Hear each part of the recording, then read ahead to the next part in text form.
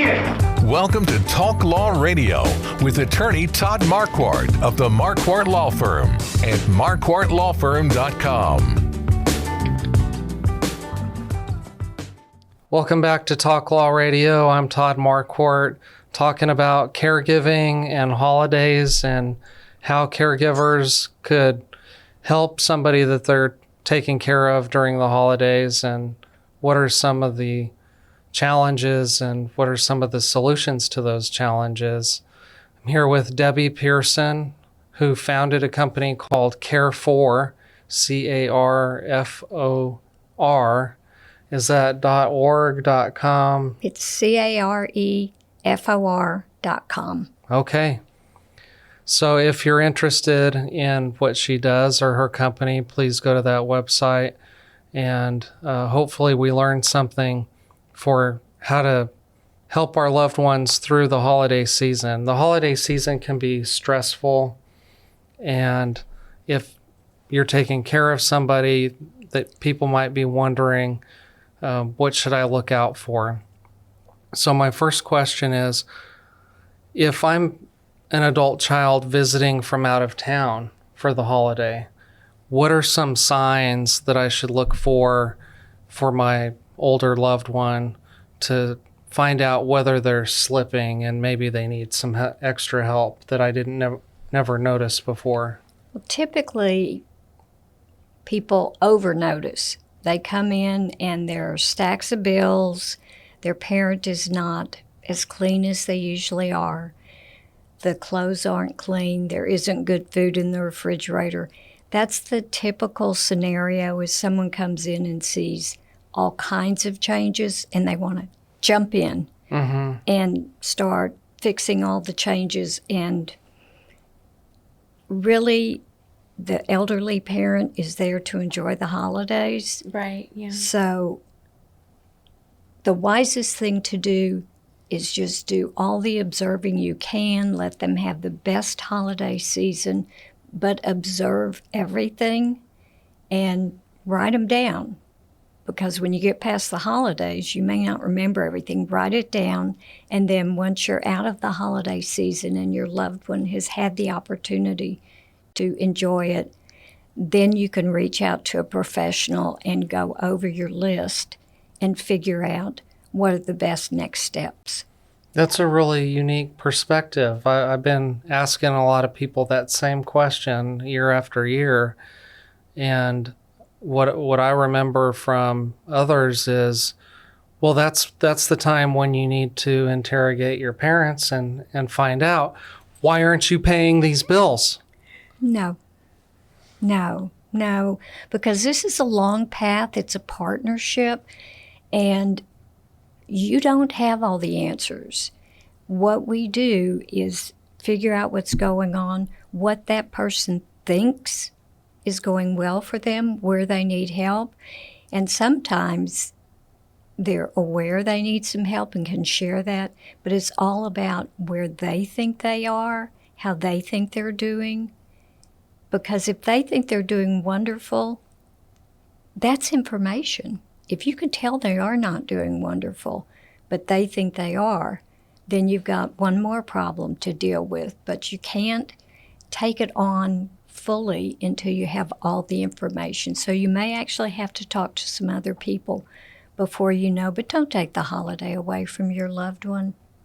Be kind. That's a great point. Be kind. Very interesting. Shannon, have you ever known anybody to be with an older person or somebody struggling with disabilities, bring them to a holiday party, or they're just visiting that person for the holidays? You ever hear friends or family talk about that? Oh, yeah, absolutely. We had that in our family, because people would come from out of town and we had been there, so we know, we kind of had been the eyes on the ground. But then when people come in, it's such a drastic change. They do want to take a more aggressive approach. They're kind of shocked, this is not the person that they remember. But I love your answer so much. And it's a partnership, you're saying, It's a long road. Right. Like if you had I hate to diminish or be disrespectful to an older person, but it's like a child that if you are too aggressive, then you're just going to get, you can't. Well, even more so because they might still remember that, hey, I'm your parent. Right. Yeah. Don't talk to me that way. Right. That's a separate adult with their own autonomy. Right. And so you work with them instead of creating this situation where they just, what's that word I'm looking for? Where you get that opposite reaction. Defensive is what I would say. Defensive. Thank you. Yeah. It was smooth, information gathering. So, Debbie, how about if you're traveling with a person, like I want to take my mom to go see my brother in another state, what should I be aware of if I know there's lots of different people in different conditions, but what makes it unique about travel? Travel is dangerous if you do it by car or you do it in a plane, so you make it as safe as you can. In a car, you have frequent stops. If you're on a plane, whether someone really needs it or not, it's better to do a wheelchair, to arrange that ahead of time so that you go swiftly through security and you have better attention. You get to board the plane first, that type of thing.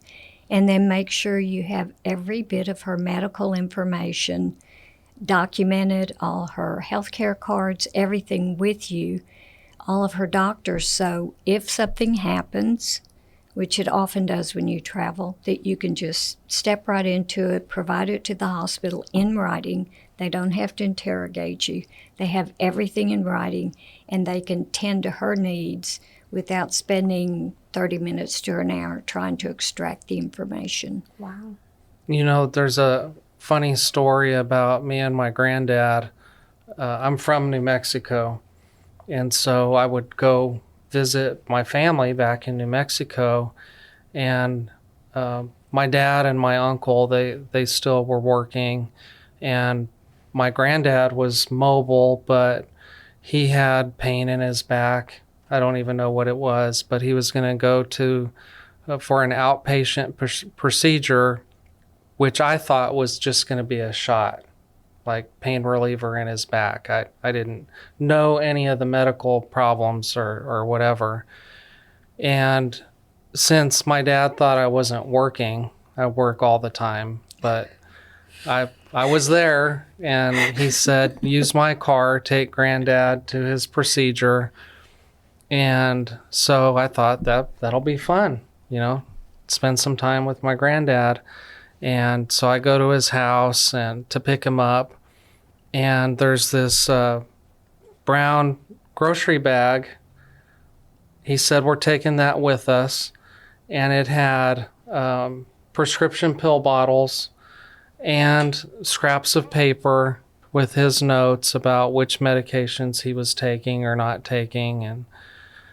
But it was full. I mean, not to the top, but it wasn't anything I could make sense of. Right. And furthermore, when we get to the outpatient clinic or whatever it was, we're sitting on his bed, and the nurse comes in and starts asking him for his medical history. Well, at this time, he was probably 90 or 91, somewhere around there. And he can't hear anything, hardly. And so the nurse looks at me and asks me what his medical history is. I said, I don't know anything about his medical history. He would probably know more about my medical history than me about him. Right. And I just didn't understand. Hasn't he been here before? Right. I mean, haven't you asked him these questions dozens of times? Right. And then don't we have electronic medical records? So what are some tips for a grandson who's taking his granddad to a medical appointment like that? Maybe it's even a caregiver, like with your company. I mean, what do you need to know before you even sign up for something like that? Well, the most ideal thing is to either get a care manager who's clinical and download, get all the medical records, get everything together, and make a platform for you to put everything down as far as drug allergies and insurances and medications and doctor lists. Or I'm so passionate about organization to support people that I actually authored a workbook where you can go in and fill everything in the workbook. Oh, okay. Tell us about that.